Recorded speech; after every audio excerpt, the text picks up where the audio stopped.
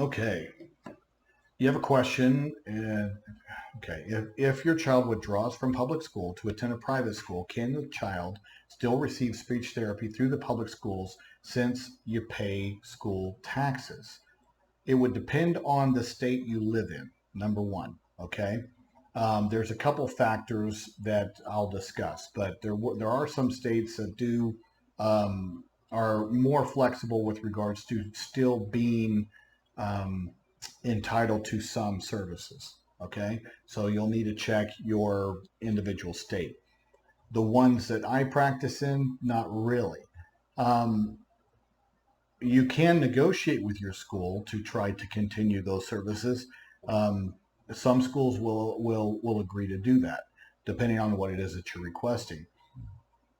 The third thing, and a lot of parents don't know about this, but in the very tucked at the end of the IDEA, there are provisions with regards to um, resource sharing to where there needs to be a certain amount of special education funds potentially set aside um, to be able to provide services to kids in private school settings.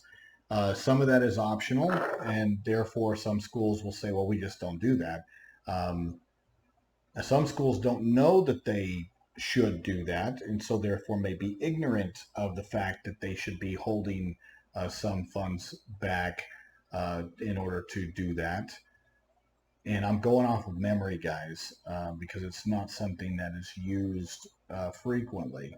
And, you know, with pertaining to what I do and what I'm saying, I'm talking about filing due process because that wouldn't necessarily be a justification um, for a parent to get somebody like me involved because it is dealing with some flexible funding um, requirements.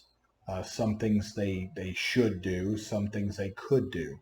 And, you know, so therefore it's not something necessarily that I would be able to come in and force through a due process complaint. I'm just telling you that the mechanism is in the law to be able to have access, or the private school have access to some of those services.